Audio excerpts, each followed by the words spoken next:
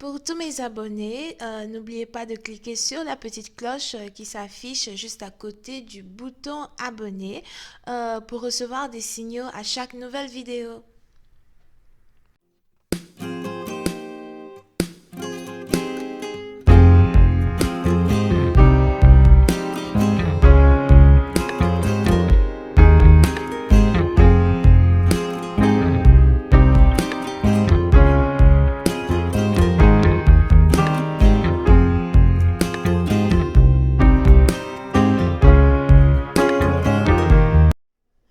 Coucou les amis, bienvenue sur mon channel Lala Tarot Reading.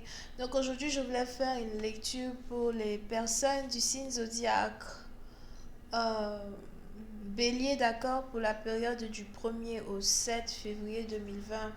On va voir un peu ce qui se passe avec vous. N'oubliez pas que cette lecture est une lecture générale et si jamais elle ne résonne pas avec vous, c'est juste que j'ai pas de message pour vous aujourd'hui. Merci de bien vouloir vous abonner à mon channel. On continue la bataille pour avoir le trophée, ok? Donc abonnez-vous. N'oubliez surtout pas de cliquer sur la cloche qui est juste à côté du bouton abonner pour recevoir des notifications à chaque nouvelle vidéo que je poste, ok? Je crois que j'ai tout dit. Et si vous avez besoin d'une guidance, n'hésitez surtout pas à cliquer sur le deuxième lien qui est juste en bas de toutes mes vidéos sur YouTube. Alright. Just was gonna reading for my Aries. First the 7th of February 2020. Happy reading for my Aries. From the 1st to the 7th of February 2020. Oh my gosh, I hate this.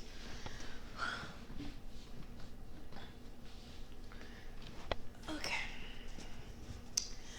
First to the 7th of February 2020.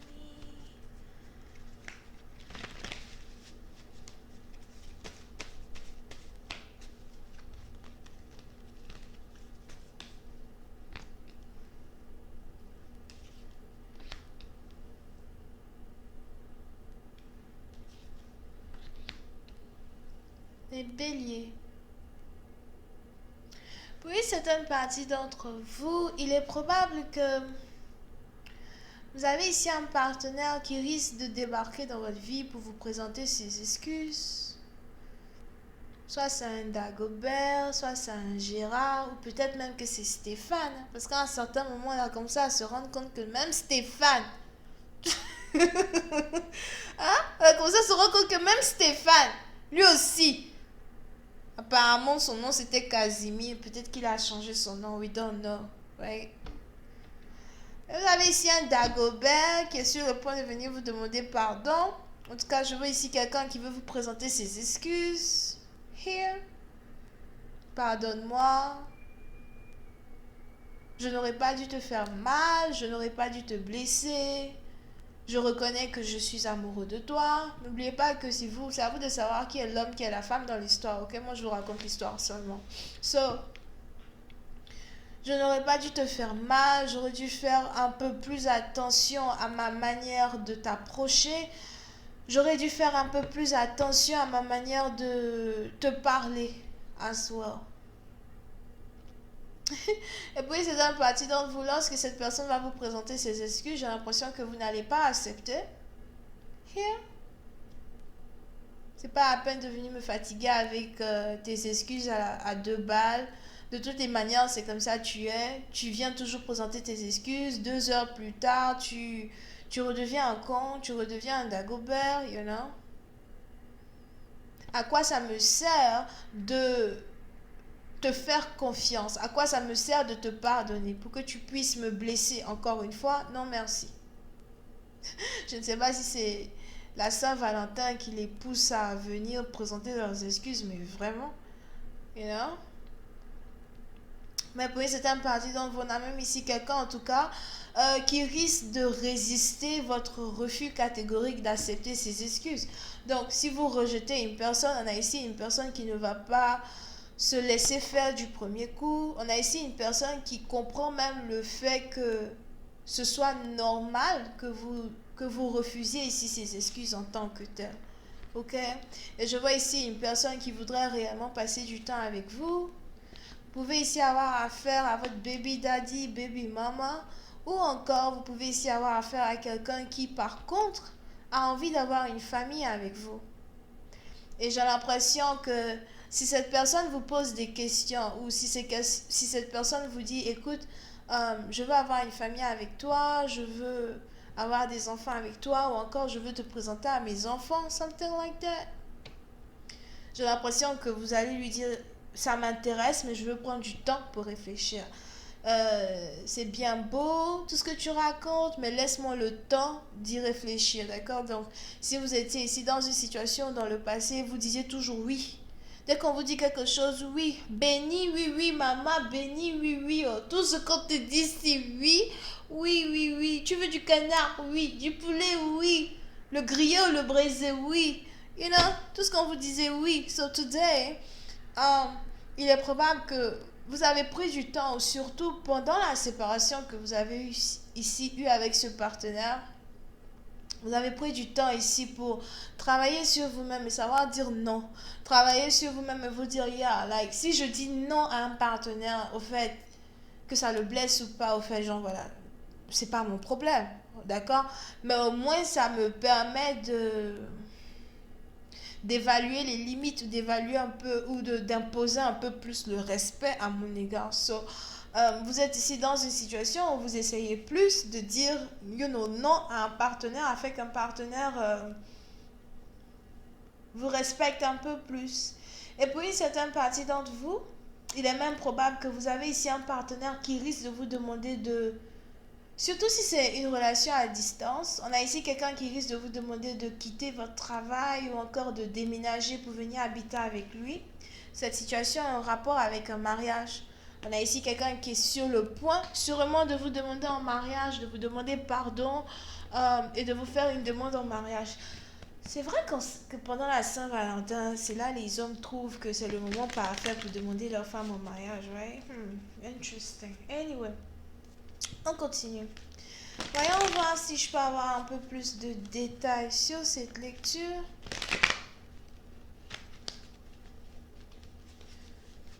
Discards.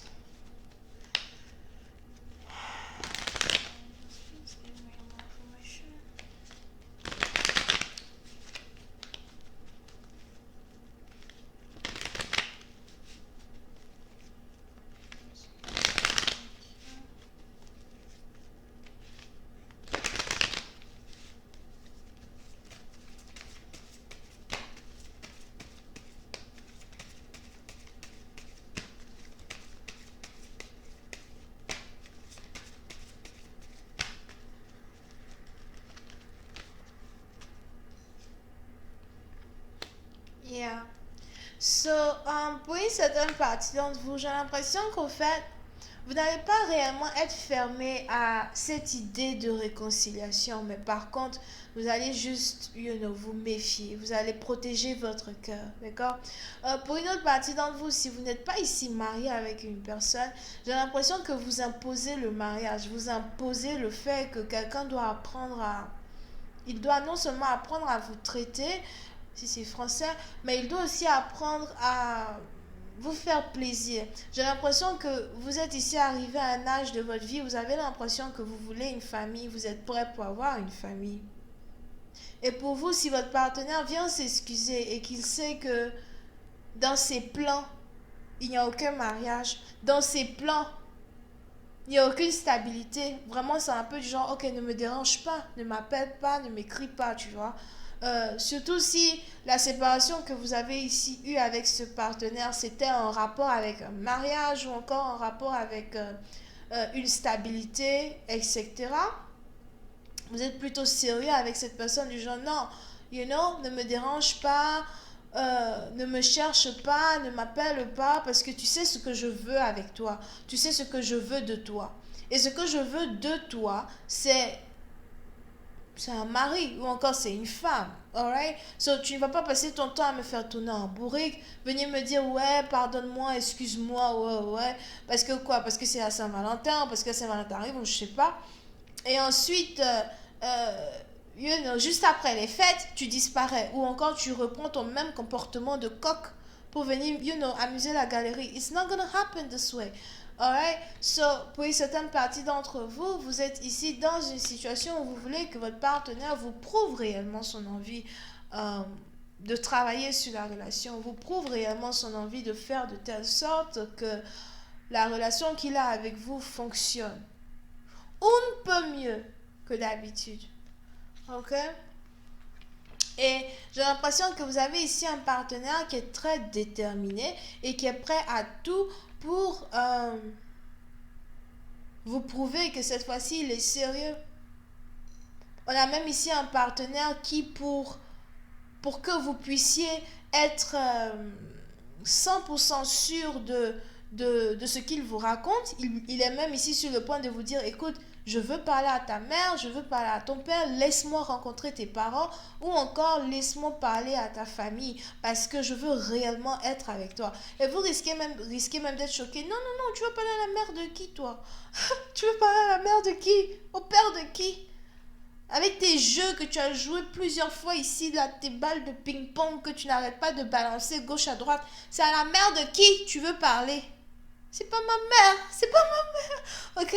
So, même si vous avez ici un partenaire qui vient réellement vers vous avec une offre de mariage, j'ai l'impression qu'au fait, vous avez peur de lui faire confiance, vous avez peur de lui ouvrir la porte de votre cœur, parce que vous ne savez pas à quel moment il peut vous trahir. Et si vous le laissez ici rentrer en contact avec vos parents et ensuite il vous trahit, alors là... Oh, il y a un deuxième homme ici aussi. Anyway, je vais continuer cette lecture sur Vimeo. Pour ceux qui sont intéressés, je vous invite à cliquer sur le premier lien juste en bas de la vidéo pour avoir accès à la suite. On a ici les Verseaux, Bélier, Vierge. Here. Bisous, bye.